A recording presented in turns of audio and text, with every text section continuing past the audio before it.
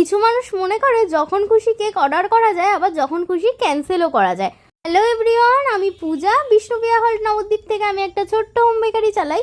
আজকে আবারও সেই একই ঘটনা, ক্লায়েন্ট কেক অর্ডার করার পরেও কেকটা নিতে মানা করে দেয়।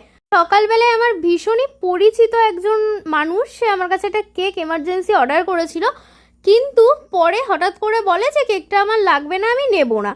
আর সে অ্যাডভান্সটাও আমাকে করেনি, বলেছিল তোমাকে তো আমি চিনি, আমি সন্ধ্যাবেলা গিয়ে তোমাকে পুরো পেমেন্ট একবারে দেবো।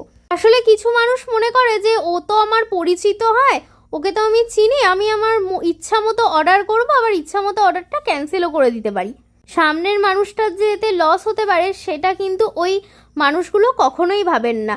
তাই আমার মনে হয় পুরোপুরি কনফার্ম না হয়ে তোমরা কখনোই কাউকে অর্ডার করো না। আর এই ঘটনার পর আমি হয়তো আমার পরিচিত ব্যক্তিদের থেকেও অ্যাডভান্স ছাড়া কখনোই কেকের অর্ডার কনফার্ম করব না।